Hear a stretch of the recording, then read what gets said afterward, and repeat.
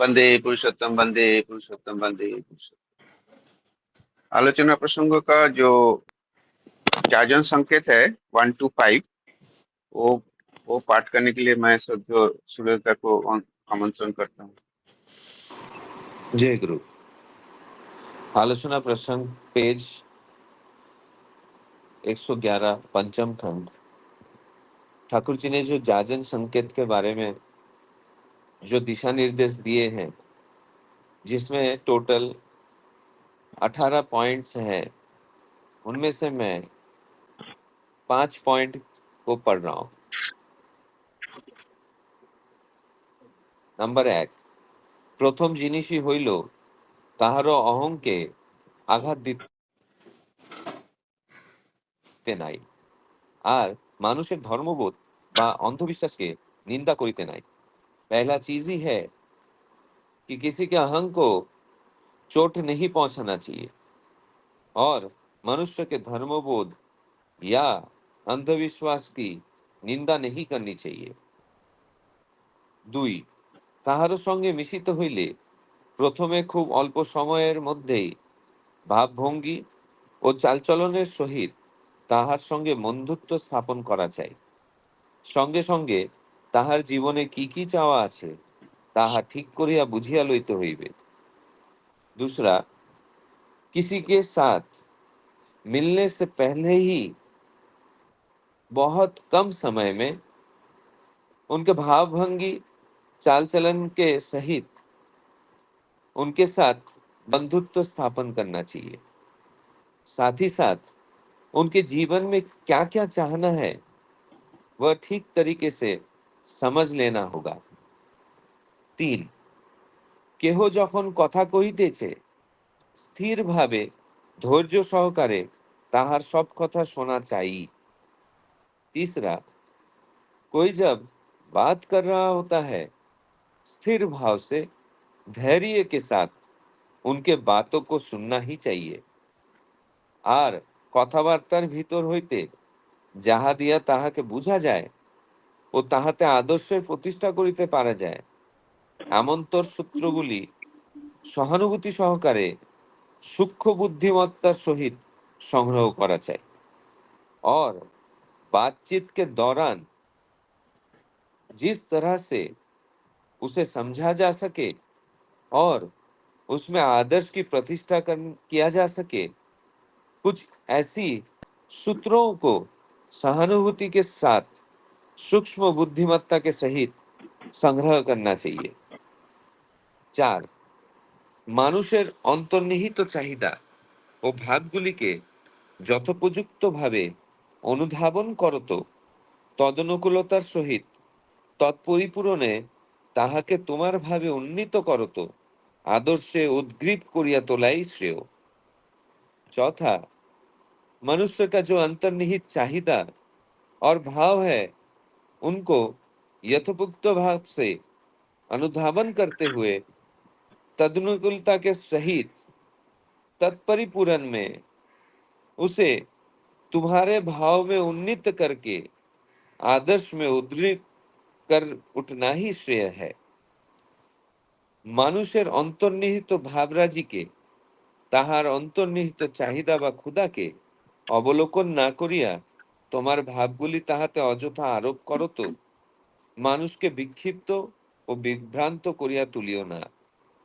मनुष्य का जो अंतर्निहित भावराजी है उसकी जो अंतर्निहित चाहिदा या क्षुधा है उसे बिना अवलोकन किए तुम्हारे भाव को उनके ऊपर बिना वजह थोप कर मनुष्य को विक्षिप्त और विभ्रांत मत करो। 5, কোনো যাজকের অন্তত নিজেদের কথোপকথন ও ব্যবহারের কখনো दोष धरिते নাই।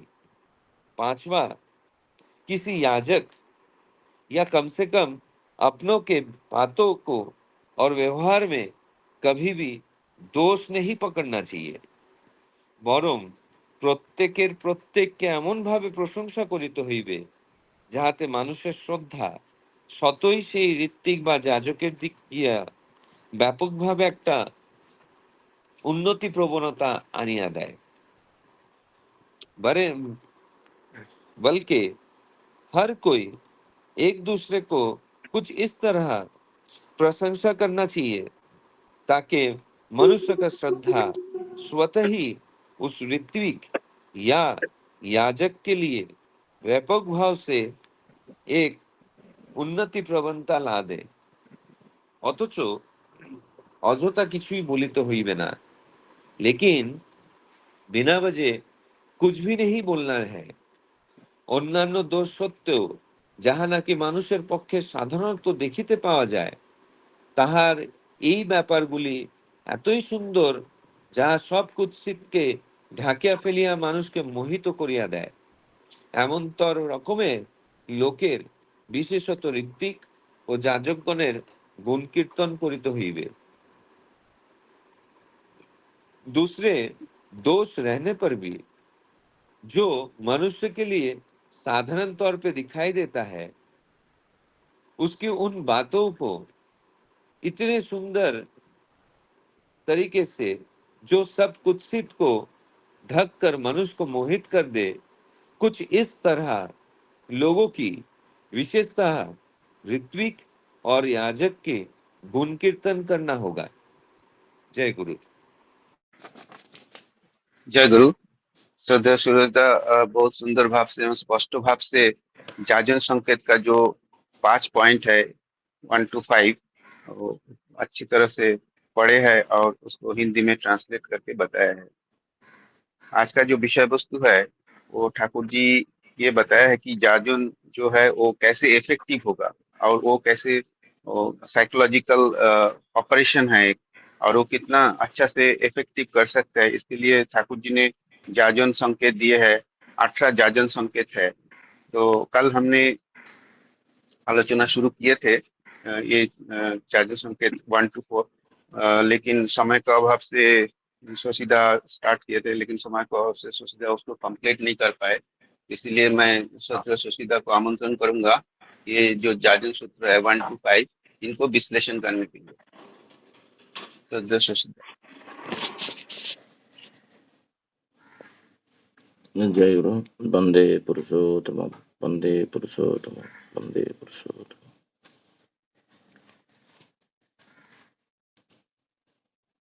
आज का जो विषय वस्तु जाजन संकेत है उसका 1 से 5 तक आलोचना करने के लिए मुझे बोला गया है। मैं अभी देखता हूँ, मैं 2-3 दिन से पहले जो व्यक्ति ज्वाइन कर रहे थे उसका एक अटेंडेंस रजिस्टर ले रहा था और कौन आलोचना कर रहे हैं, कौन रीडिंग कर रहे हैं, कौन होस्टिंग कर रहे हैं, कि कितना लोग ज्वाइन किए, इसका एक पर्यालोचना कर रहा था। तो उसमें देखा हमारा वर्षा माँ नहीं थे, तो आज मैं देखा वर्षा गोखले माँ ज्वाइन किए और जैसे वो ज्वाइन किए मुझे बहुत आनंद लगा क्योंकि वो बार बार ज्वाइन कर रहे थे बट मैं देखा 2-3 दिन बीच में नहीं थे। तो अभी जो विषय वस्तु है ये हम लोग तो जाजन करते हैं, सब लोग आचार्य बोलते हैं कि प्रत्येक मनुष्य बिना जाजन में नहीं रह सकता, उसका अस्तित्व नहीं रहेगा। मतलब वो अस्तित्व का और वृद्धि का पथ में जाजन ही करता है, वो दीक्षा ले व नहीं ले उसका कोई माने डाउट नहीं है। प्रत्येक मनुष्य अच्छाई का मनुष्य मंगल में कैसे रहेगा वो बताता है कि कोई कम बताता है, कोई ज़्यादा बताता है, वो डिफरेंट थिंग है। बट कभी कभी ये जाजन हम लोग जब करते हैं वो प्रोडक्टिव नहीं आता है, वो ग्रहण योग्य नहीं होता है, उसको वो जो जिसको जाजन कर रहे हैं वो उद्बुद्ध नहीं हो रहा है, आकृष्ट नहीं हो रहा है, उसके संबंधी व्यापार है ये। तो जब श्री ठाकुर जी को पूछा गया तो श्री ठाकुर जी जो जाजन नीति है तो उसके बारे में बोले हैं जो 18 जाजन नीति का बातें है, पॉइंट्स है। तो इसको आज 1 से 5 हम लोग आलोचना करेंगे। तो फर्स्ट वाला पॉइंट जो है मैं पढ़ता हूँ। जो श्री ठाकुर बोल रहे हैं कि मनुष्य के किसी को भी आप किसी का अहम को आघात मत करिए और उसमें बोल रहे हैं कि मनुष्य का किसी का धर्मबोध और अंधविश्वास को निंदा नहीं करना है। ये पॉइंट है, फर्स्ट वाला पॉइंट है, जाजन का प्रथम पॉइंट ये है। तो ये व्यापार में मैं सबसे वीक मैंने देखता हूँ मेरा जाजन में अच्छा नहीं होने के कारण कभी कभी मैंने मनुष्य का अहं को चोट पहुंचाता हूँ, जिसके कारण उसी परिस्थिति में व्यक्ति का ग्रहण योग्य नहीं होता है। ये व्यापार कैसा है, अहं कैसे पहुंच रहा है। जैसे एग्जाम्पल दिया जाए, कोई एक बातों में डिस्कशन चल रहा है और डिस्कशन चलते चलते और ये वो व्यक्ति बहुत नकारात्मक हुआ और नकारात्मक होने के कारण आप उसको बोल दिए जे तुम नहीं रहोगे क्या कुछ नहीं होगा। तो मतलब यहाँ पर जो मैं उसको बोल दिया कि तुम नहीं रहोगे क्योंकि मैं सोच रहा हूँ मेरा भाव अच्छा है और मैं वो मुझे काम करने में रुकावट कर रहा है, बाधा दे रहा है ठाकुर जी का काम में, तो मैं ये शब्द बोल दिया जे तुम नहीं रहोगे क्या ये काम नहीं होगा, ठाकुर जी का बोला है ना, तो भूत आके काम करेंगे। तो उसका जो अहंग था वहाँ पर, वो बोल रहा है मेरा अस्तित्व तो नहीं है, मैं नहीं रहूँगा तुम काम कर लोगे तो मेरा क्या जरूरत है, फिर मैं आऊँगा नहीं। तो वो व्यक्ति क्या किया, आया नहीं, क्योंकि आप उसको बोल दिए कि तुम नहीं रहोगे तो काम नहीं होगा। तो उसका एक अहंग को चोट पहुंचा और अहंग जो चोट पहुंचता है, जिसका जो स्थिति है उसको समझना चाहिए। जे मनुष्य का जो कैपेबिलिटी है, मनुष्य का जो योग्यता है, वो योग्यता को हनन करना ही अहंग का चोट पहुंचाना है। सपोज कोई एक एक्सेल में बहुत सारा एक्सपर्टाइज है की है, मेरा जूनियर है, मुझे काम कल करके दिया और फ्राइडे को मैं देखा जिसको करने में मुझे 4 घंटा लगेगा, बट वो जो फॉर्मूला लगाए वो आधा घंटा में हो रहा है, मतलब 3.5 घंटा मेरा बच रहा है। बट मैं हर दिन उसको बोल रहा हूँ तुमको कुछ भी पता नहीं एक्सेल में, बट मैं इसको कभी स्टडी नहीं किया। जब फाइल को स्टडी किया जाके देखा इसमें मल्टीपल फार्मूला लगा हुआ है, बट हर दिन में उसका वो मुझे बोल रहे सर हमको वेटेज नहीं देते हो आप। तो इसका मतलब मैं उसका अहंग को हर दिन चोट पहुंचा रहा हूँ और वो बिकॉज ऑफ सैलरी मिल रहा है और नौकरी किया है और उसका कोई उपाय नहीं है, वो कर रहा है, वो जो भाव से वो करना चाहिए वो कर नहीं रहा है, क्योंकि मैं हर दिन उसका अहंग को चोट पहुंचा रहा हूँ। यहाँ पर श्री ठाकुर जी बोल रहे हैं जो हमको किसी का अहंग को चोट नहीं पहुंचाना है तो किसी भी तरह के, तो उसको स्टडी करना पड़ेगा। मैं तो अभी देखा तो मैं तो बहुत सारे लोग का अहंग को चोट पहुंचा रहा हूँ। जैसे एक जगह में हम लोग बैठे थे, कब ये जो मैं गांव में गया था, क्योंकि ये जो आलोचना प्रसंग है सूरजदा जिसी टोन से जिस भाव से वो पढ़ते हैं वो मन और शरीर को छू जाता है पूरा, और काफ़ी समय तक जब तक आप ट्यून हो, सपोज आप आधा घंटा मेडिटेशन करके आलोचना प्रसंग सुन रहे हो तो अंततः पक्के आपका 5-7 घंटा आपका माइंड में रहेगा। तब आप आलोचना प्रसंग के बाद भी आधा घंटा और मेडिटेशन कर रहे हो तो आपको इवनिंग तक वो बातें कैरी करते जाएगा और आप 100% उसमें कोई देर ही नहीं है जो आपको ये बातें सब आपके मन में रहेगा। तो ये अहंग का जो बातें है, जैसे एक काम नहीं हो रहा था और हमारा भाई का बेटा था तो मेरे साथ वो था, बोले इतना सारा लोग है, एक कुछ सिविल काम था और जमी बड़ी को लेके। तो ये जो मेरा अनुभूति से मैं बता रहा हूँ, तो मैं उनको बोला ये जो व्यक्ति जो जैसे चाहता है धैर्य सहकर उसको वो दे दोगे ना, वो तुम्हारा विरोध नहीं होगा, झगड़ा नहीं होगा। तो मैं एक शब्द बोल दिया, जे न्यायालय के ऊपर मेरा भरोसा है, अपर पक्ष डिफेंडेंट जैसे चाहते हैं कमिश्नर साहब आप ऐसे कर दीजिए। मैं कमिश्नर साहब को ऐसे बोल दिया तो भाई का बेटा मेरा बोला था बोला जी हम लोग जो प्रस्तुति लेके गए थे इतना झगड़ा होगा हम कैसे हैंडल करेंगे, बट आप तो बढ़िया से ये कर लिए, आप हैंडल कर लिए। बोले मेरे से पहले बहुत त्रुटि हुआ है और काम होने वाला काम को मैं बिगाड़ चुका था। बहुत सारा काम जो होने वाला है मैं किसी का अहंकार को चोट पहुंचा के वो काम बिगड़ गया है, क्योंकि मेरा खुद का अहंकार की वजह से।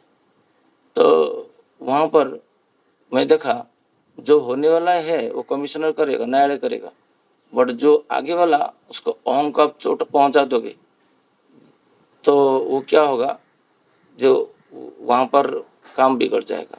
तो यहाँ पर श्री श्री ठाकुर जी बोल रहे हैं किसी व्यक्ति का अहं को हमको बाधा देना नहीं है।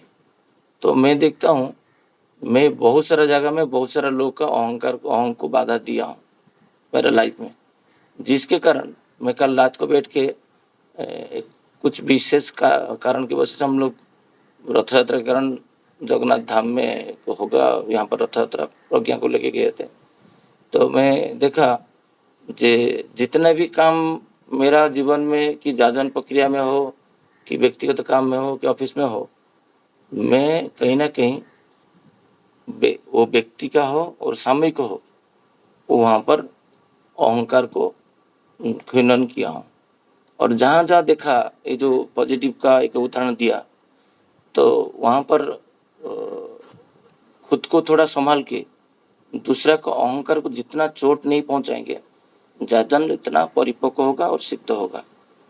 और उसको जो पता है और उसी के ऊपर आप जो नकारात्मक बातें करो वही होता है अहंकार। जैसे मैं बोला उसको पूरा एक्सेल पता है जो मुझे पता नहीं, मुझे 4 घंटा लगता है और उसको फॉर्मूला लगाने से आधा घंटा में हो जा रहा है, और मैं उसको बार बार बोल रहा हूँ तुमको एक्सेल नहीं आता। ये होता हूँ कैपेसिटी, योग्यता, मनुष्य का अस्तित्व, जिस अस्तित्व को आप खनन कीजिए, आप नहीं रहोगे तो हो जाएगा। वो तो बोला मेरा कुछ जरूरत नहीं, तो इसका अहंकार को मैं चोट पहुंचाए। श्री श्री ठाकुर जी बोलते हैं धर्मबोध और अंधविश्वास। दुनिया में बहुत सारे लोग का धर्म को लेके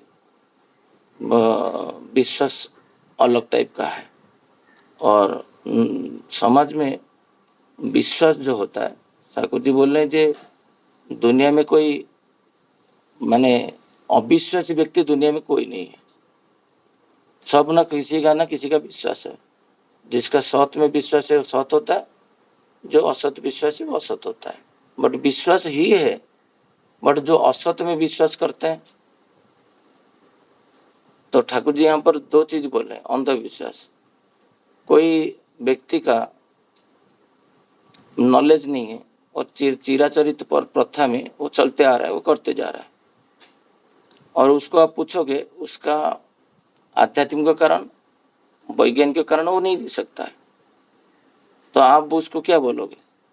अंधविश्वास। मेरा सुपरियर एक थे, मैं जिसको मैनेजर बोलता था, तुम अंधे हो, आज का दुनिया में कौन सुबह सुबह उठ के पैसा डालता है, इष्टबुद्धि करते बोलते हो। तो उसको लग रहा है ये मैं अंधविश्वासी हूँ। तो मुझे वो बोल रहा है जी तुम अंधविश्वासी हो, तुमको इतना पता नहीं है, जो सुबह सुबह उठ के तुम किसी को ये अर्घ्य वगैरह जो देते हो ये क्या है? तो उसके लिए ये अंधविश्वास है, बट मेरे लिए तो ये अंधविश्वास नहीं है। ठाकुर जी यहाँ पर बोल रहे हैं बहुत सारा लोग का एक्चुअली देखा जाए दूसरों को भी अंधविश्वास लगता है, बट अंधविश्वास नहीं होता है। और जो धर्मबोध होता है वो धर्मबोध को नष्ट नहीं करना है, मतलब ये आघात नहीं करना है।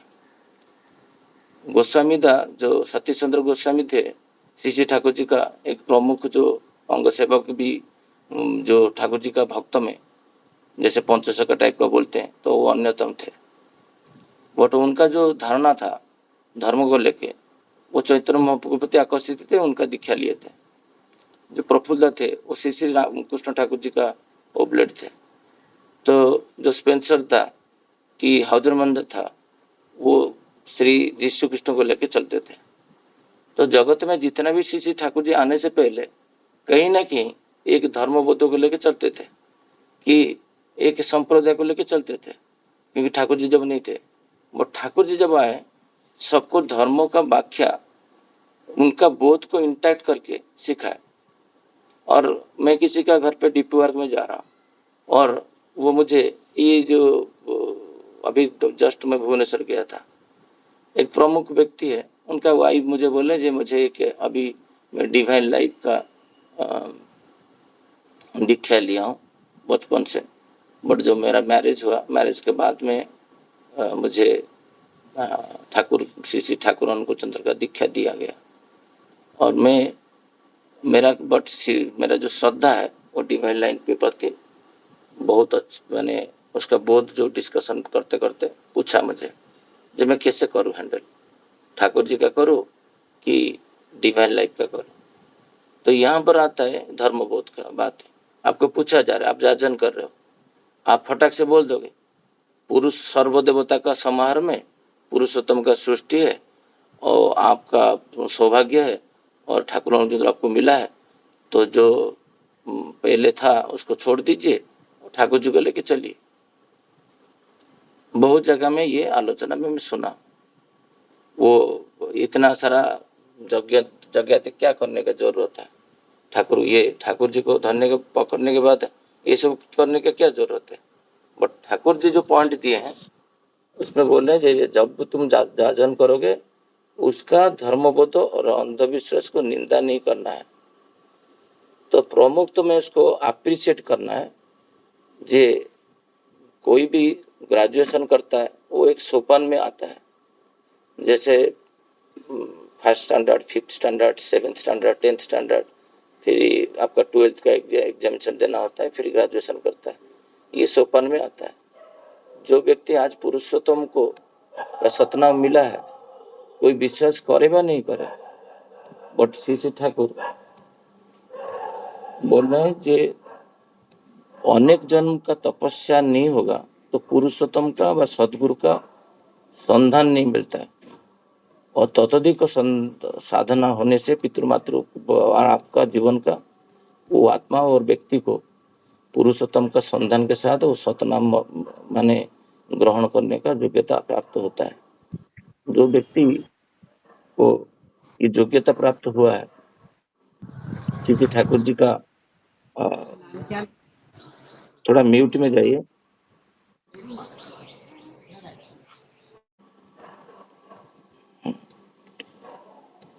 वो व्यक्ति मुझे पूछ रहा है और मैं जाजन वहां पर क्या करूं, और फिर भुवनेश्वर मंदिर में उसमें कर्मी भी बैठे हुए, तो मेरा जो बातें है वहां पर जाजन करने का वैसा होना चाहिए। जो ठाकुर जी का जो बातें बोले हैं, जो हम लोग 4th वॉल्यूम में पढ़े, 2nd वॉल्यूम में पढ़े, जे कोई दीक्षा दूसरा दीक्षा लिया होगा पुरुषोत्तम ग्रहण करने से पहले, क्योंकि उसका सौभाग्य इसलिए हुआ है वो डिवाइन लाइफ साइंस का सूत्र में आके उसका पूर्वजन्म में थोड़ा सा जो अपूर्णांग था वो पूर्णांग होके वो पुरुषोत्तम का नाम मिला है। तो तुरंत मैं उनको बोला कि तुम्हारा जो तुम आज श्री ठाकुर जी को मिला है किसके लिए मिला है तुमको पता है? तुम्हारे पिता माता के सुकृति के वजह से, और जो तुम अभी जो गुरु का बात कर रहे हो उनके वजह से। तो सब लोग तो दीक्षा लिए थे, जो गोसाईदा का नाम लिया, रामकृष्ण ठाकुर जी का नाम लिया, किशोर मोहंता का नाम लिया, सब लोग कहीं ना कहीं गुरुवाद में थे। नहीं तो पुरुषोत्तम का वो ऋषि संत नहीं होंगे तो उनका लिह काल में उनका संगलाभन का कोई माने ये नहीं रहता है। तो मैं उनको बोला तुम्हारा जो प्रैक्टिस है वो प्रैक्टिस को पहले करो, फिर श्री ठाकुर जी का सतमंत्र जप करो। 20 साल 22 साल लोग वैसे ही कर रहे हैं, मुझे आनंद लगता है। जिसके वजह से मैं ठाकुर जी को मिला है उसको नहीं छोड़ना है। तो उसका जो धर्मबोध है, और जो कुछ लोग का अंधविश्वास भी है, कुछ लोग का रियली अंधविश्वास है। तो बट मैं किसी का घर पे गया और आलोचना करते करते और उसको उद्भूत कर दिया। वो जो 50-60 फोटो था विभिन्न देव देवता का वो निकाल दिया, और नेक्स्ट डे उसका परिवार में सारे सदस्य वो बोध में अलाइंड नहीं है। तो उसको उसके दिन वो हैंडल नहीं कर पाए। तो फिर झगड़ा हुआ। तो झगड़ा होने के कारण क्या है ना, वो व्यक्ति को उसी हिसाब से सक्षम कर देना चाहिए जो व्यक्ति दूसरे को भी हैंडल कर सके। तो देखा गया, ये सब प्रैक्टिकल बातें कर रहा हूँ। ये चालू है ये। थोड़ा कट म्यूट है पे ना। जाइए बसंता।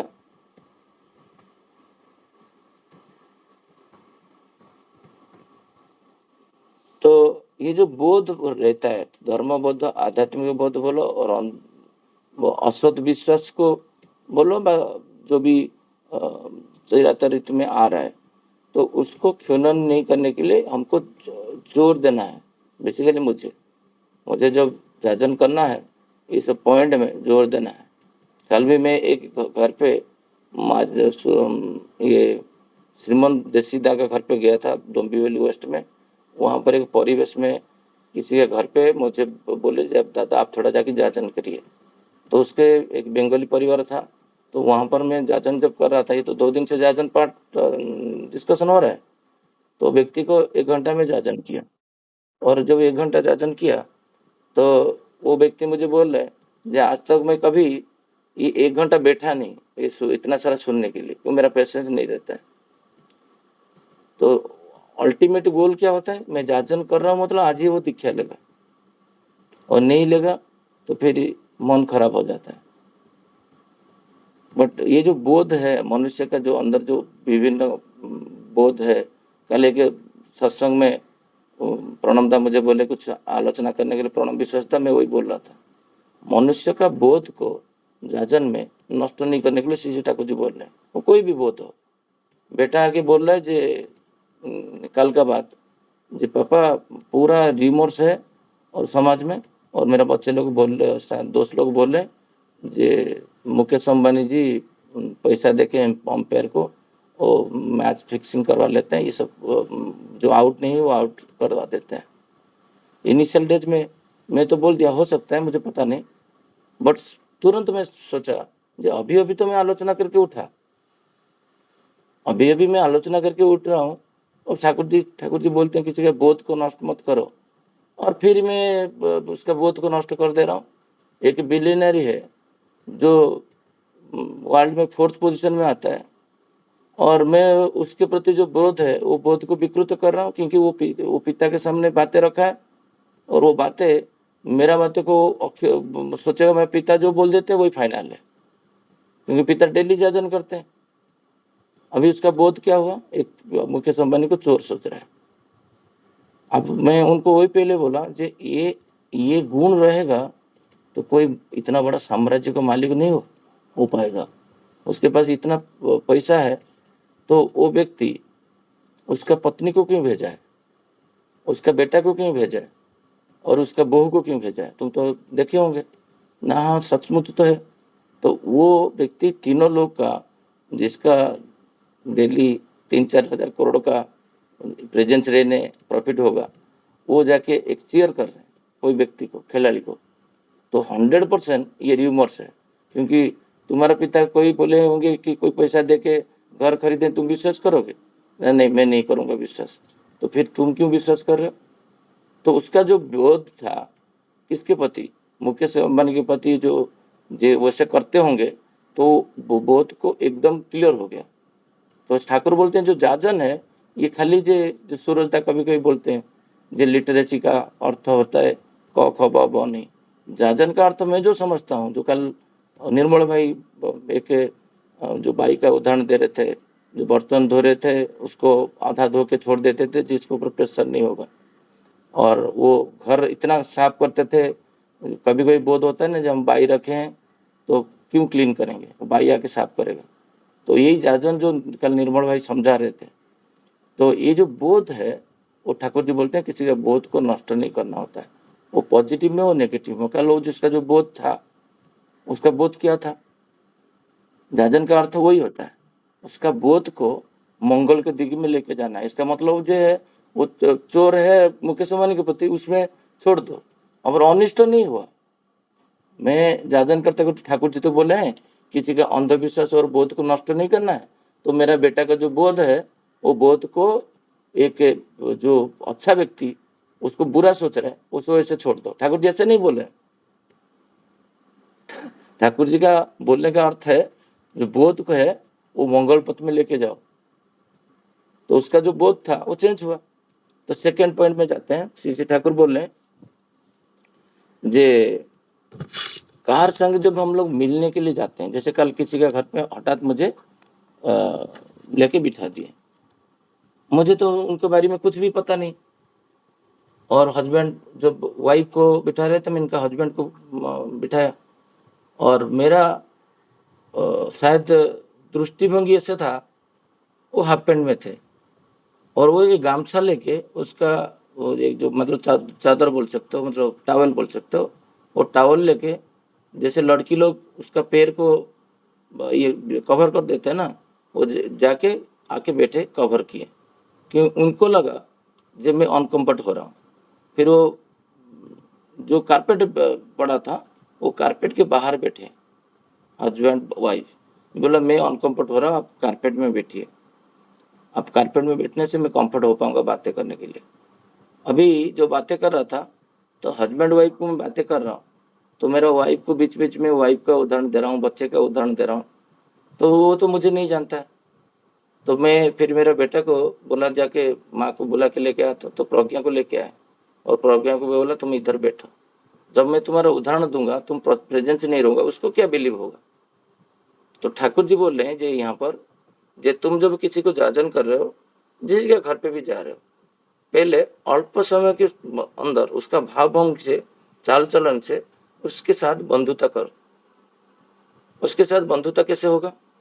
ना आप दादा कहाँ रहते हैं, ना वो टाटा प्रोजेक्ट में रहता है, ना मैं भी 5 साल टाटा में काम किया हूँ, आप कौन सा डिवीजन में, मैं कौन सा डिवीजन में, आप क्या करते हो, तो उसका एक पहले फॉर्मेलिटी करें। नहीं तो फिर स्टार्ट कर देंगे उसे निशय मंत्र सदन चलाए फिर जब ये पुरुषोत्तम है, ये युग पुरुषोत्तम है, ये है वो, तो फिर वो आपका बात सुनेगा नहीं। जो व्यक्ति बोल रहा था जी मैं कभी 5-10 मिनट किसी को अलाउ नहीं किया, वो सुनना तो दूर बात है, वो व्यक्ति 1 घंटा सुनेगा क्यों?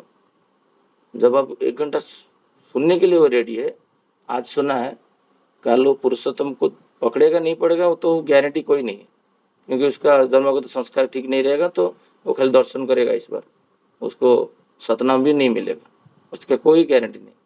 बट श्री जी ठाकुर जी यहाँ पर बोल रहे हैं जे तुम जब जाजन कर रहे हो तो उसका जीवन का चाहिदा अभाव क्या है पता करना होगा। ये सबसे बड़ा इम्पोर्टेंट है जाजन का सेकेंड पॉइंट में। उसके साथ मिलके उसका साथ एक वातावरण सृष्टि करोगे। जैसे मैं मनोरंजन दा के घर पे गया था, मनोरंजन पात्र, वो आज ज्वाइन की नहीं पता नहीं, तो फर्स्ट डे में बंधुता कैसे होगा?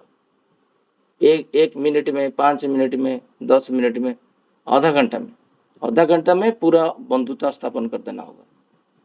वही आधा घंटा में हमारा प्लानिंग हो गया महाबलेश्वर जाने का, कोई जान पहचान नहीं, और फिर फैमिली के साथ उतना मिलाप होना चाहिए, जो मिलाप का आप आधा घंटा में उसका सब कुछ जान जाओगे, उसका रहस्य जान जाओगे, देन आप उसके साथ मिल पाओगे, सब कुछ कर पाओगे। श्री जी ठाकुर जी बोलते हैं उसका अभाव और चाहिदा आपको ये करना पड़ेगा। तो जब तक वो अभाव चाहिदा को लेके आप जाजन नहीं करोगे तो आप बक करते रहोगे, और वो जो अपर पक्ष है वो सुनेगा, वो चला जाएगा। जो कल मनीष दा आलोचना कर रहे थे, जे व्यक्ति का जो चाहिदा जिस समय जितना जो बातें करना चाहिए तो उससे ज्यादा हम लोग कर लेते हैं कभी कभी। एक छोटा सा प्रश्न पूछा, आचार्य देव श्री श्री वर्मा के पास प्रणाम करने क्यों जाते हैं? 2022 क्या करता हूँ बोलता हूँ, परमेश्वर दा थे, हमारे उत्तम भाई वगैरह थे, जे आचार्य देव श्री श्री वर्मा के पास क्यों प्रणाम करते हैं और ठाकुर जी के पास बाद में क्यों आता है? ये सिंपल क्वेश्चन था एक व्यक्ति का। पर अपर पक्ष में क्या होता है, उसको ये आंसर पता नहीं, और ये आंसर जब पता नहीं उसके अहंकार को चोट पहुंच रहा है, क्योंकि मुझे पता नहीं, ये अहंकार है, मैं ऋतिक हूँ, और तुरंत वो व्यक्ति पूछ रहा है जो ठाकुर जी क्यों मछली खाए थे, कि वो व्यक्ति ठाकुर जी से क्यों दूर गया, ये 2 क्वेश्चन फिर पूछ लिए और उसको फिर कंप्लीट हुआ और कोई समाधान नहीं, झगड़ा हो गया। मतलब सोच रहे हो, तो इसके लिए वो क्यों परिस्थिति में पूछ रहा है। सेम क्वेश्चन जब मुझे 2000 ये जो अप्रैल महीना में हम लोग गए थे मेरा बेटा को दीक्षा करने के लिए, तो उससे पहले तो दीक्षा हो गया था, सेम क्वेश्चन मेरा बेटा पूछा और देख के, और मुझे पता नहीं था। और जब पता नहीं होता है तो क्या होता है ना, खुद का जो पिता है जो 44 या 43 एज में है और बेटा 12 साल में है, वो जो बॉयस गैप है उसमें होता है कि अहंकार एक रहता है मनुष्य के अंदर, मुझे पता नहीं, मैं नहीं बता पाऊंगा। तो वो लिख के वह नहीं बोलते है, मैं तुरंत बोला तुम रुको, मैं लिख के रखा और तुम्हारा जो व्यक्ति आंसर दे पाएगा मैं तुमको बताऊंगा, क्योंकि आचार्य देव आ रहे, तुम मुझे क्वेश्चन पूछ रहे कान में। तो फिर उसको वो व्यक्ति को जिसके पास से लेके गया धृतिमानता का, वो आंसर दिए और डिटेलिंग मैं नहीं जाता हूँ। इसलिए श्री ठाकुर जी बोलता है जिसके से तुम जाचन कर रहे हो, वो तुम्हारा बेटा हो सकता है, तुम्हारा वाइफ हो सकता है, तुम्हारा पड़ोसी हो सकता है, तुम्हारा ऑफिस में कोई हो सकता है। अनजान व्यक्ति जो रहता है, अनजान व्यक्ति के साथ, जैसे मैं एक शाहदा थे इंश्योरेंस सेक्टर में बड़ा पोजीशन में गोवा में, वो अभी अमरनाथ में रहते हैं। उनके साथ जो मुझे सनादा मुझे एक नंबर दिए, हम लोग ठाकुर जी के बारे में मैं कुछ बातें रखा उनके घर पे जाके, और मुझे बोले तुम हर दिन आके यहाँ पर भोजन करना। ये इतना समय, कम समय में 5-7 मिनट में, जब मैं उनका घर पे गया था तो उनका लड़की बेंगलोर में थी और एक लड़की वहाँ पर और उनका वाइफ, वो जो सोफा में उनका लड़की बैठी है, उनका पत्नी बैठा है, और एक जगह में मुझे साइड में जगह है, मुझे बोले बैठने के लिए, तो मैं बैठा नहीं। मैं बोला दादा एक अंदर से एक चेयर लेके आइए, मैं बैठूंगा वहाँ पर। मेरा कोई संपर्क नहीं है उनके साथ, तो मैं कैसे बैठ सकता हूँ। तो मैं चेयर में बैठा और उसके ऊपर एक नारी को लेकर डिस्कशन चला, जो कितना दूरता रखना चाहिए ठाकुर जी बोल रहे हैं। तो बातें होते होते जब 2 दिन के बाद उनका घर पे वो नहीं है और वो दोनों है, मतलब उनका पत्नी है और उनका स्त्री है, वो बोले तुम अकेले जाओ, कुछ मेरे को कोई प्रॉब्लम नहीं। ये जो विश्वास है मनुष्य के प्रति, ठाकुर जी बोल रहे हैं, ये जाजन होता है। तो पहले हमको क्या करना है, जब जाजन करते हैं तो उनके साथ बंधुता स्थापन करना है, उनका आलाप आलोचना से उनका भाव को जानना है, उनका अभाव को जानना है, उनका चाहिदा को जानना है। ये सेकेंड पॉइंट है। थर्ड पॉइंट श्री ठाकुर बोल रहे हैं जे जब कोई कुछ बोल रहा है, मैं बंगाली पढ़ नहीं रहा हूँ, टाइम चला जाएगा, तो मैं जो सुना हूँ, मैंने सूरज दा को तो मैं बहुत धन्यवाद दूंगा। वो ये प्रफुल्ल दा तो थे, बट हम लोग तो प्रफुल्ल दा को देखे नहीं, और प्रफुल्ल दा श्री ठाकुर प्रफुल्ल दा को बोलते हैं ये जो कान है ये गणेश का कान है। मतलब ठाकुर जी का सारे बातें को कोई सुनना इतना असंभव है। इतना स्पीड में बोलते थे वो, जितना स्पीड में चलते थे उतना स्पीड में भी बोलते थे। रिकॉर्डिंग करके भी लोग सुन के भी समझ नहीं पाते थे, बट प्रफुल्ल दा उसको लिखे हैं 22 खंड 23 खंड आलोचना प्रसंग। और सूरज दा को मैं देखा, उनको एक माने ठाकुर जी का एक आशीर्वाद है और ठाकुर जी का एक विशेष गुण दिए हैं ठाकुर जी उनको, जे वो कोई साधारण लोग के पास नहीं रहता है। आप मुझे तो देखा नहीं आज तक सत्संग दुनिया में, बट होंगे नो डाउट, बट तुरंत पढ़ के तुरंत हिंदी में बिना कोई ये करके कोई इंग्लिश वर्ड बोल दे, ऐसा नहीं, पूरा हिंदी में बोलते हैं। और इसको सुनने के बाद जो अटेंटिव, कल शायद पंकज दाना कोई बोल रहे थे जो मेरा जीवन में क्या परिवर्तन हुआ ना, मैं अटेंटिवली सुन रहा हूँ अभी। तो जब मैं अभी आलोचना प्रसंग 4 साल से जो चल रहा है, मैं एक व्हाइट चादर ध्यान अवस्था में सुनता हूँ और ध्यान अवस्था में बोलता हूँ। मतलब मेरा मैं नहीं है जो दूसरा कुछ काम करके सुनूंगा, ऐसा नहीं, पूरा मेडिटेशन स्टेज में सुनना होता है, क्योंकि आधा घंटा ठाकुर जी को टाइम दे रहा हूँ। मेरे लिए ठाकुर जी का गलत वर्ड हो रहा है तो मैं उसको अटेंटिवली सुनो। यहाँ पर थर्ड पॉइंट वही है, जो हमारा लिसनिंग कैपेसिटी जो मेरा है वो 0 है। क्योंकि मेरा लिसनिंग कैपेसिटी टोटल नहीं था एकदम। अभी अभी धीरे धीरे डेवलप कर रहा हूँ मैं। जब आलोचना प्रसंग पढ़ा, मेरा लिसनिंग कैपेसिटी बोलोगे तो मेरा हर पीएमएस में, मेरा जो कंपनी का जो पीएमएस है, you have to improve your listening capacity, 10 साल मुझे रिमार्क्स मिला है। आप बिलीव नहीं करोगे, मेरा लिसनिंग कैपेसिटी 0। मैं हमारा क्यों बोलूँगा, मेरा लिसनिंग कैपेसिटी मुझे हर वक्त तो बोला जा रहा है, बट अभी काफ़ी साल से, 2-3 साल से मुझे वो रिमार्क्स नहीं मिल रहा। तो मेरा लिसनिंग कैपेसिटी इतना खराब था, मैं सुनता नहीं था किसी को। तो सीसी ठाकुर बोल रहे जब जाजन आप करोगे तो जाजन का मुख्य जो होता है, आप दूसरे को सुनो, और क्योंकि जब तक आप दूसरे को सुनोगे नहीं, उसका चाहिए, उसका अभाव का आप जान नहीं पाओगे। वो सबसे बड़ा पॉइंट है, क्योंकि that second law and third law is interdependent. Thakur ji बोल रहे बंधुत्व स्थापन करने के लिए, कैसे बंधुत्व स्थापन करोगे? बिना बात में होगा नहीं ना। और उससे एक पॉइंट एलाबोरेट करना चाहता हूँ।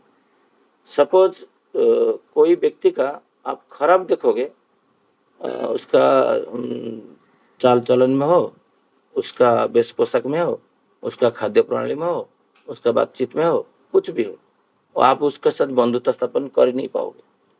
क्योंकि ठाकुर जी बोल रहे हैं कि तुम किसी का दुर्गुण देखोगे तो उसको तुम प्रेम नहीं कर सकते हो। इसलिए ठाकुर जी जब इतना सदाचारी होके, विश्व का सबसे बड़ा सदाचारी कोई है तो श्री ठाकुर अनुकूल चंद्र है, उससे बड़ा कोई सदाचारी नहीं हो सकते। वो बोलते हैं मेरा जीवन और दर्शन में कोई फर्क नहीं है। तो कोयला कारखाना में जो नाक से पानी निकल रहा था वर्कर्स का, उसको जो उड़िया में बोलते हैं सिंगाणी, मतलब कदर जो होता है स्मेल, वो साइड में ऐसे लगा देते थे, हाथ नहीं धोते थे, और सीसी ठाकुर उसको लेकर धोते थे। अब सोचो तो, मैं धोऊंगा? संभव पर नहीं है। इसलिए बातें करना और कर्म में लाना, बट वो कैसे होता था? सीसी ठाकुर जी प्रफुल्लदा को बोल रहे हैं, प्रफुल्लदा पूछे हैं कि आप कैसे कर पाते थे? तो आप तो सबसे बड़ा सदाचारी हो ना। इसके मूल कारण है प्रेम। मेरा अंदर उनके प्रति प्रेम था, और प्रेम करने से माँ पुत्र का संपर्क हो जाता है। पुत्र का मल साफ जब करता है हाथ से, कभी घृणा आता है माँ को, तो वो स्टेज में ठाकुर जी पहुंचे थे, सबको माँ बन गए थे उस टाइम में। तो प्रेम चाहिए। किसी के साथ बंधुता करने से, मैं जाऊंगा मनोरंजन घर पे 10 गुण, आप ऐसे ठाकुर जी को रखे हो, आप 20 साल से सोचते हैं लिए हो, आपका पत्नी ऐसे है, आप ऐसे हो, वो ऐसा है, ऐसे बोलूंगा तो 2 मिनट में बंधुता होगा कि झगड़ा करके घर आ जाऊंगा? तुम ऐसे हो, आप ऐसे नहीं कर पाए। तो ठाकुर जी बोलते हैं उसको प्रेम करना है, उसका चाहिदा अभाव को जानना है, और ये चाहिदा अभाव को लेके ही बातें करना है। और उसका उदाहरण जो है, कल में तो मुझे सूरज दा का बातें कभी कभी बहुत इंस्पायर लगता है, जे खुद के प्रति आकृष्ट करना। इसलिए मेरा पत्नी और पुत्र को रख के मैं कल जाजन कर रहा था, मेरा बातें में कल आलोचना कर रहा था। तो नहीं तो व्यक्ति बोलेगा ये तो जो बोल रहा है ये तो एक हवा बात है, यूट्यूब में भी तो मिल जाएगा, इसके बाद में क्यों सुनो? तो चरित्र का बात, इसलिए श्री ठाकुर जी बोलते हैं स्थिर सहकार, स्थिर मस्तिष्क लेके, एक ट्यून्ड होके, एक मेडिटेशन स्टेज में एक नाम करके दूसरे बातें सुनना चाहिए। बातचीत हो रहा है और उसमें आके कोई बोल रहा है तुम ये खा लो, ये खा लो, वो इंटैक्ट खत्म हो जाता है। आप थोड़ा से हाथ दिखा के रुकवा देना, थोड़ा सा ज़्यादा मैं बात कर रहा हूँ, बात पे बाद में आ लाना। मैं जब 2-4 साल से धृतिमंदा को देखा, वो ऐसे ही करते हैं। कोई विशिष्ट व्यक्ति रीति के आके बोल रहे ये सब करना है, क्या करना है, वो हाथ दिखा देते हैं, थोड़ा सा टाइम दीजिए मैं आपको रिवर्ट करता हूँ। तो उससे क्या होता है ना, वो जो व्यक्ति के साथ आप जो वार्तालाप हो रहा है, वो वार्तालाप फिर कट हो जाता है। तो ये जाजन करने के टाइम में आप इसको कंसिडर करना और याद करना। किसी को एंटरटेन करने, आपका बातचीत में करने देना नहीं, ईगो को हर्ट नहीं करके, या फर्स्ट कॉल लॉक भी पुनी मानना पड़ेगा। सीसी ठाकुर जी बोल रहे हैं जे जब तुम बातचीत कर रहे हो, किसी को सुन रहे हो, तो उसमें उसका आदर्श प्रतिष्ठा कैसे होगा, वो मंगल पथ में कैसे जाएगा, उसको तुम वो सब सूत्रों को सहानुभूति के साथ बुद्धि मुग्ध होकर बुद्धिमत्ता सहित उसको संग्रह करके उसको प्रेरणा देना चाहिए। ये बातें कर रहे हैं। अभी वो व्यक्ति जो व्यक्ति का उसको सहानुभूति दिखाओगे और उसको साहाଯ୍य करोगे। सहानुभूति होता था सहानुभूति, मतलब वो दुखी है तो आप वो दुखी वो स्टेज में जाके अनुभव करके उसको वो दुख वो अवस्था में आप ऊपर लेके आओगे। तो ये यहाँ पर श्री ठाकुर थर्ड लॉ में बोल रहे हैं तुम दूसरे को सुनो। जो ओशो का मेन थ्योरी वही है, हम लोग सुनते नहीं किसी को, और सुनने के टाइम में आप जाजन करते जाओगे। आप एक बाद तुम्हारा 2 घंटा 4 घंटा कभी हो गया होगा जाजन, आपको पता नहीं होगा, क्योंकि आप उसको सप्लीमेंट कर रहे हो। आपको उसका जैसे वो बोल रहे मेरा सास ससुर बहुत खराब है, आप सुने वन साइडेड, तो आप उसको बोले जे आप सास ससुर को प्रणाम करते हो? नहीं करता। थोड़ा सा करने से अच्छा है, आप कल से करिए, देखिए क्या हो रहा है। तो किसी का वो नेक्स्ट डे करने से वो प्रीत हुआ, फिर आपको रिपोर्ट किया, फिर आप किए। मैं मेरा बातें कर रहा हूँ, मतलब किसी के साथ ऐसा हुआ है, तो करते करते 6 महीने के बाद वो सास ससुर के साथ जो खराब संपर्क था वो खुद बोल के स्पीकर फोन में लेके बोल रहा है, उनको जय गुरु करवा रहा है जी, मेरा सास ससुर के साथ शशि भाई बहुत अच्छा संपर्क अभी हो गया। तो ये होता जाजन, क्योंकि जाजन आप कितना दिन से सुने उसको, 6 महीने से सुन रहे हो, एक दिन में समाधान नहीं दिए तुम। ये बॉम्बे का घटना है, ये एक दिन में उसका समाधान आप दिए नहीं। आप कितना दिन से सुन रहे हो, आपका फोन कितना टाइम बज रहा है, आपको कितना लोग कॉल कर रहे हैं, आपका फोन में 2 घंटा सुन रहे हो, ऑफिस में 2 घंटा सुन रहे हो। ये बातें श्री ठाकुर जी बोल रहे हैं। मतलब दिन भर तो कोई बातें नहीं किया आज किसी के साथ भी। तो मैं जैसे बोलता हूँ मेरा पत्नी को, मेरा फोन एक कॉल सेंटर है, क्या करो, उसका कुछ हाल है क्या? कुछ हो ही नहीं पाएगा। अभी आचार्य देव के पास कोई जाएगा, वो उसको बोलते हैं क्या मेरे पास समय नहीं है। तो तुम्हारे पास कभी आएंगे, तुम जब लोकपाली होंगे, तुम जब जाजक बनोगे कि लोग को उद्धार करने के लिए सोचोगे, तो आपके पास कॉल आएगा, और आप ही कॉल नहीं आएगा तो आप उसके पास जाओगे। तो श्री ठाकुर जी यहाँ पर बोल रहे 4th में जाते हैं, तो ये श्री ठाकुर जी बोल रहे हैं जब मनुष्य का जो अंतर्निहित चाहिदा है और भाव समय को यथोचित के अनुधाव करना होगा। ये जो उसका अंतर्निहित चाहिदा है, जैसे मैं एक उदाहरण दूं, मैं तुलसी माला पहन रहा था मैरिज से 5 साल तक। मेरा एक बोध था, मैं जब पहला दीक्षा लिया कि मैं गुरु ग्रहण लिया हूँ और प्राप्ति करूंगा, मेरा ईश्वर आराध्य है कृष्ण देवता, कृष्ण भगवान को हम लोग 500 साल से पूजा कर रहे हैं। मेरा बेटा कल लिफ्ट में पूछ रहा है जे तुम कौन सा वंशज का व्यक्ति हो, मैं उसको इग्नोर कर रहा हूँ। मेरा कौन सा वंशज मतलब ना, मैं पूछ रहा हूँ जे तुम मूल पुरुष कौन है, जैसे अविंदा का श्री ठाकुर है। तो मैं सोचा ये तो वेरी वैलिड पॉइंट है, बहुत अच्छा क्वेश्चन है, बट ये एंगल में तो कभी मैं सोचा नहीं। तो मैं बोला मेरा पिताजी का नाम है रामचंद्र दास, उनका पिताजी का नाम है वामदेव दास, उनका पिताजी का नाम है जगन्नाथ दास, उनका पिताजी का नाम शिवराम दास। वो गिन रहा है, बोले 7th जनरेशन। मतलब मैं पता नहीं, मैं पता करूँ। मतलब पापा आपको पता है? मतलब मैं, क्योंकि मैं जड़ देता हूँ ना सुबह, मैं जल तर्पण तिल तर्पण करता हूँ सुबह उनके नाम पे गोत्र के साथ। तो बेटा बहुत खुश हो गया जे, तो मैं बोला मेरा ओरिजिनल जो सरनेम था लिंका था। तो बोला आपको कैसे पता था? मैं मेरा पिताजी से मुझे पता मैं किया था, मेरा बड़ा पापा से। वो सन्यास एक दिन में हुए थे, और सन्यास होने के बाद क्या होता है, शरीर के साथ उसको जब होता है उसको विदिन 1 आवर उनको मिट्टी के जलाते नहीं, उसको अंदर समाधि दे देते, और वो समाधि हमारा घर पे है, इसलिए मुझे पता है। श्री ठाकुर जी बोल रहे तुम अंतर्निहित भाव को समझना। इसीलिए मैं तुलसी साल शायद 5 दीक्षा लेने के बाद ये करता था। एक दिन क्या किया, ठाकुर जी का फोटो को नीचे रख दिया और कृष्ण भगवान का फोटो को ऊपर रखा, क्योंकि ये मेरा बोध है। आप मेरा बोध को तो चेंज नहीं कर सकते हो। आप बोलो ये पुरुषोत्तम, मुझे कैसे पता है, मैं तो नाम दान किया नहीं अभी तक। तो मेरा जो बोध था स्ट्रांग था, जो कृष्ण भगवान ही भगवान है और बाकी जितने भी गुरु में है उनको पूजा करते हैं। ये मेरा अंतर्निहित बोध है, क्योंकि 500 साल से हम पूजा कर रहे हैं। तो क्या आप जाजन करने से मैं परिवर्तन हो जाऊंगा? मैं नहीं हो पाऊंगा।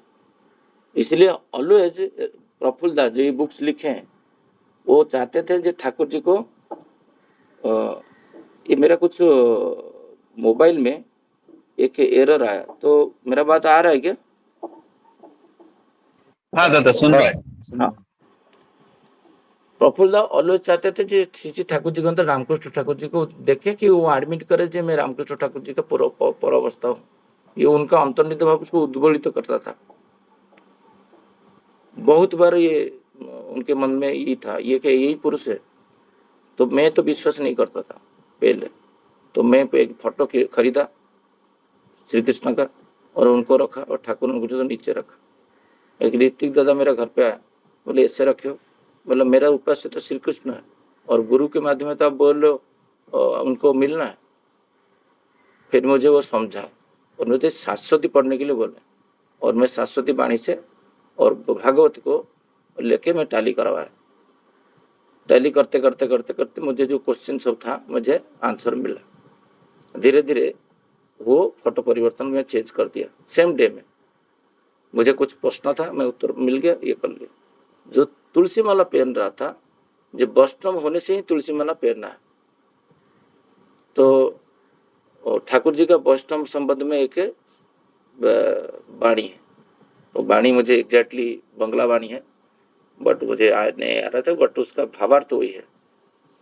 विष्णु का को तृप्त करना, परिपूर्ण करना और उनका अनुधावन करके अनुसरण पथ में चलना है प्रकृत वैष्णव का लक्षण है। जब विष्णु का अवतार में आए हैं तो वहां पर वाणी में लिखा था जो विष्णु का निर्देश, मतलब विष्णु का निर्देश ऐसे ठाकुर है। तो ठाकुर जी बोले हैं ये करने से अच्छा है, कुछ ब्लड प्यूरिफाई होता है, बट मुझे अभी कुछ जरूरत नहीं है। तो मैं उस दिन जरूरत नहीं समझा तो तुलसी माला को निकाल दिया। नहीं तो तुलसी माला मेरा ये से कितना भी बड़े जाजक हो निकल नहीं पा रहे थे, कि निकलने के प्रयास भी नहीं किए। तो श्री ठाकुर जी बोलते हैं यहाँ पर तुम अंतर्निहित भाव को समझो। जैसे बेटा मुझे पूछा, मैं उसको तो 2 मिनट में बोल देता है चुप रह, ऐसे बेकार क्वेश्चन क्यों पूछ रहा है? क्योंकि उनके मन में वो उठा है। क्यों उठा है? तो बार बार वही अविंदा आचार्य को बोलता हूँ 5th जनरेशन तक, 5th जनरेशन तक। मेरा 5th जनरेशन मुझे पता नहीं, मुझे ठाकुर जी का 5th जनरेशन तक पता है, बट खुद का 5th जनरेशन, मेरा पिताजी, इनका पिताजी, उनका पिताजी, उनका पिताजी, वो क्या क्या विशेष गुण था। श्री बड़दा का बात कर रहा हूँ, अभी शिवराम दास का विशेष गुण क्या था, जगन्नाथ दास का विशेष गुण था, वामदेव दास का भी विशेष गुण था। गांव में जाके पूछा तो बोले वो कभी झूठ नहीं बोले, जो बोले हैं गो बिटवीन, जीरो गो बिटवीन, ये विरल व्यक्तित्व। तो मैं बोला ये तो चीज जो हमारा अंदर 3rd जनरेशन में आना चाहिए, कहीं ना कहीं डिबेट हुआ है। तो श्री ठाकुर जी यहाँ पर बोल रहे हैं कि तुम लोग मनुष्य का अंतर्निहित चाहिदा भाव को एक दिन में नहीं होगा, आप उसके साथ मिलोगे। मैं विकास परिडा भाई के साथ मैरिज संबंध में मेरा मैन आवर आप देखोगे मिनिमम 20 आवर से कम नहीं होगा। मैं क्यों बोल रहा हूँ खोल के ये बात, क्योंकि आप 20 घंटा बातें करने के लिए 20 दिन चाहिए, एक घंटा। अब एक दिन में तो 20 घंटा बात नहीं करोगे, आपका तो कर्म है ना। जब 20 घंटा आप बात करोगे तो उसका जितना भी पेट में है अंतर्निहित भाव वो आपको बताएगा। उसका घर का सदस्य का क्या चाहिए है, क्या नहीं है, किसके कारण वो ऑब्स्टेकल फेस कर रहा है। क्यों इसको बोला, जब मैं बॉम्बे में कुछ लोग को बोला हूँ तुम्हारा बायोडाटा में गार्डियन में सपोज किसी का पिता माता नहीं है तो मेरा नाम डाल देना। तो कुछ लोग डाल के बायोडाटा में दिए, तो मैं विकास भाई को बोला, जहां पर ऑब्स्टैकल्स हो रहा है, सत्संगी गार्डियन में हो, आध्यात्मिक जीवन का बंधु हो। और आध्यात्मिक जो बंधु होता है वो 7 जन्म के लिए होता है, 1 जन्म के लिए नहीं। अच्छे संबंध रहेगा तो फिर इस सेम परिवेश में भी जन्म लेंगे वो दोनों। और ये तुम्हारा जो जन्म हुआ है और मेरा जो जन्म हुआ है, एक विशेष कारण के लिए हुआ है। अभी सूरज जी के साथ जो मेरा मिलन है, मुझे मेरा एक व्यक्ति था देवदास करके, वो बोला तुम आध्यात्मिक जगत में इष्ट के साथ जितना निकटतर होते जाओगे, तुमको वो जो लोग है वो सुप्त आकार में रहते हैं, और वो उभर के जब तुम सेम ट्यून में आओगे, तुमको वो दर्शन देंगे। तो उनका बातों को मैं झूठ समझ रहा था आज तक। बोला नहीं, झूठ बोल रहे हो, ये तो ये हो ही नहीं सकता, मैं उसको जान नहीं पाऊंगा। तो देखो तो सूरजदा, क्या सूरजदा को मैं नहीं जानता था पहले, बट जब तुम सेम ट्यून में आओगे, फिर वो व्यक्ति तुम्हारे साथ मिलने के लिए प्रयास करेंगे। और जब तुम वो टेम्परामेंट में नहीं रहोगे, वो क्यों मिलेगा? वो बोलेगा नहीं नहीं, बकवास व्यक्ति है। तो श्री ठाकुर जी बोलते हैं यहाँ पर अंतर्निहित चाहिदा को जानना है, भाव को जानना है। उनका अंतर्निहित भाव जो होगा वो उतना तक मैं उनका हो पाऊंगा, देन वो मुझे बताएगा। मैं उनका गार्डियन बनूंगा, उनका पिता बनूंगा एक लड़की का। मैं जैसे कल वो माँ को बोल रहा था, मैं एक 22 साल का लड़की हो कि 30 साल का लड़की हो कि विवाहिता लड़की हो, कुछ भी हो, मेरे साथ 1 घंटा 2 घंटा बातें करने में उनको दिक्कत नहीं होता है, ना ऑफिस में, ना सोसाइटी में, ना सत्संग दुनिया में, ना बाहर है। क्योंकि एक नारी को जिस रूप में देखना है उसी रूप में देख के बात करोगे शालीनता के साथ, तो उसको लगता है ये मेरा भाई है, ये मेरा पिता है।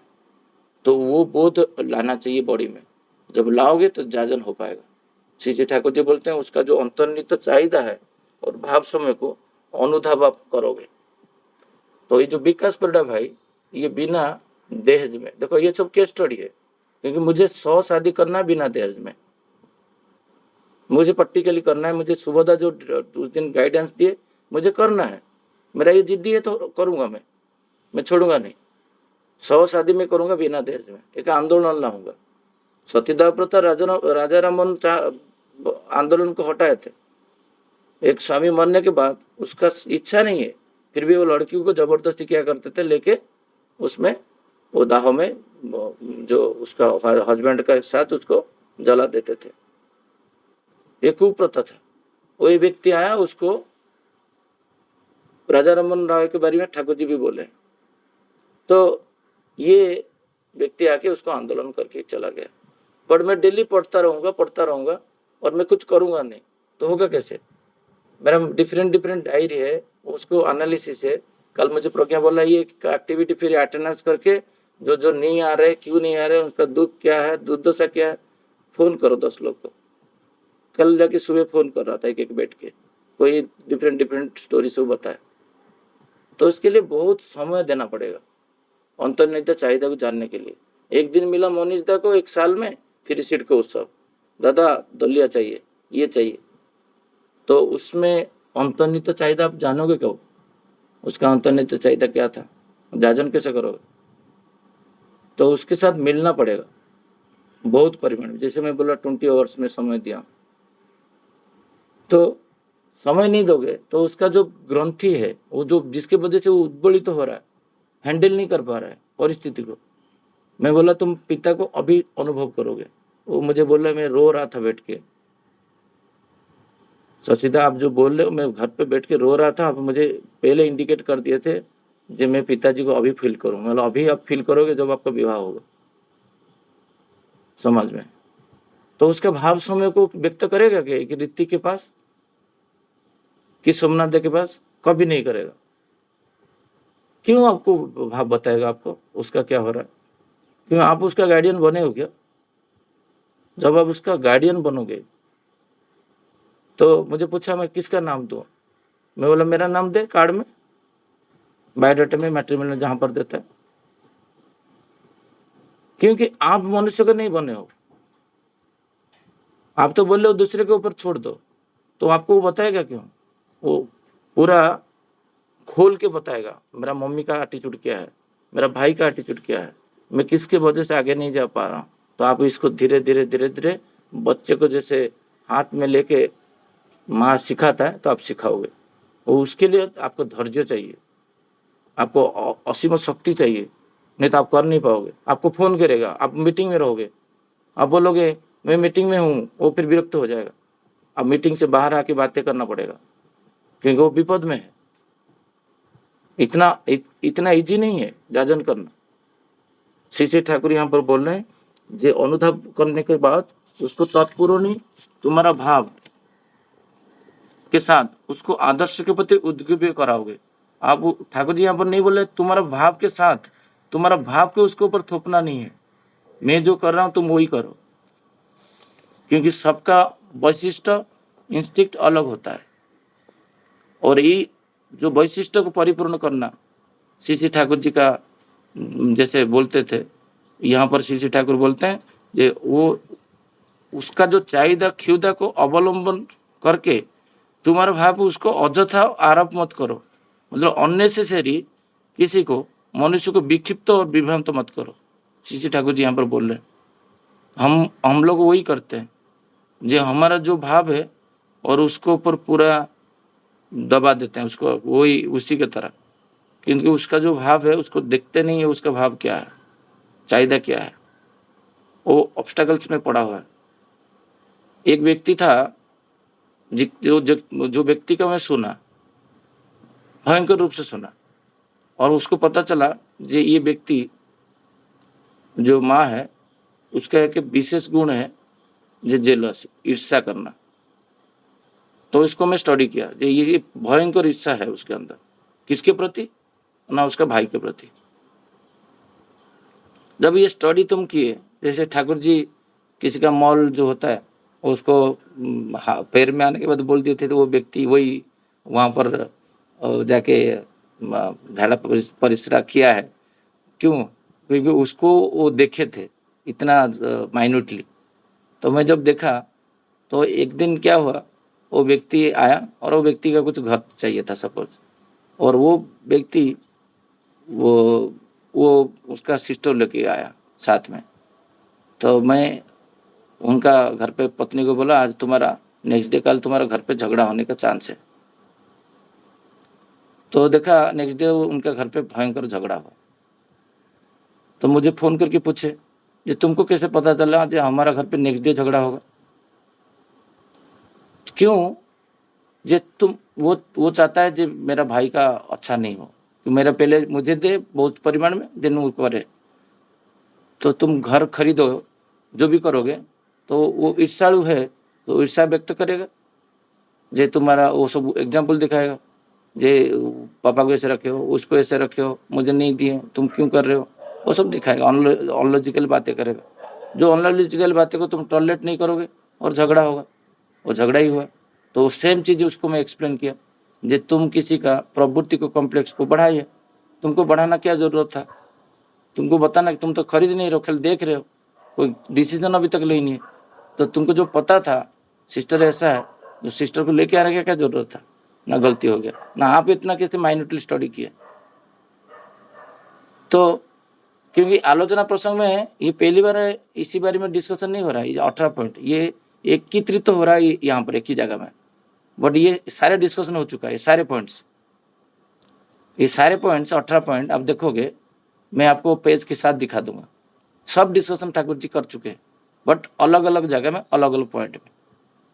तो जो 4 नंबर पॉइंट है, जो मनुष्य को उनका अंतर्निहित भाव समूह को अनुधावन करना है और जानना है, किसके वजह से उसका ये समस्या है, उसका ये कष्ट है, वो दारिद्र है, वो दुख में है, उसको करके मनुष्य को इष्ट के साथ, आदर्श के साथ, आपके भाव के साथ उसको जोड़ना है, युक्त कर देने का। जैसे कोई कलह हो रहा है, क्या हो रहा है, कि किसके वजह से ऑब्स्टेकल हो रहा है, किसके वजह से वो नॉनवेज क्या करने से वो जो शादी में नॉनवेज नहीं कर पाएगा, उसको कैसे टैकल करना है, वो आपको बृहत रूप में जानना है। आपको पास वो ज्ञान नहीं है तो आप उसको सॉल्यूशन भी नहीं दे पाओगे, वो फिर वो उसको विक्षिप्त भी कर दोगे, उसका घर पे कलह लेके आ जाओगे। श्री ठाकुर जी यहाँ पर ऐसे मैं मेरा बोध के हिसाब से जो समझा मैं आलोचना रखा। मैं 5th पॉइंट में नहीं जा रहा हूँ, समय हो चुका है। मैं चाहूँगा सोमनाथ दा 2-3 मिनट बोल के आज का आलोचना को विराम दें। जय गुरु सबको। जय गुरु दादा।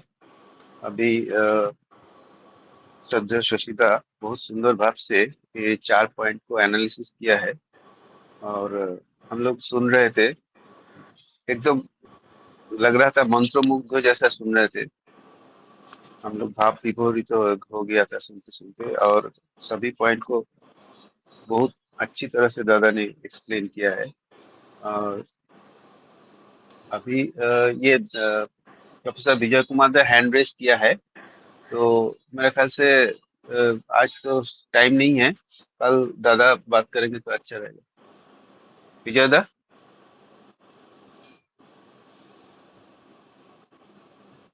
मैरिज के सिलसिले में यहाँ था, इंदौर में हूँ। अभी फुर्सत होगा तो अटेंड करूँगा, कल जब भी होगा।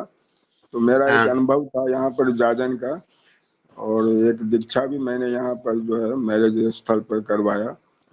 तो अच्छा, ठीक है, मैं अभी बाद में उसको, ठीक है। जय गुरु ठीक दादा। ठीक है दादा। ओके, जय गुरु जय गुरु, सबको जय गुरु बोलता हूँ। आज आलोचना प्रसंग यही समाप्त हो रहा है। जय गुरु। जय गुरु दादा, जय गुरु। जय सबका जय गुरु।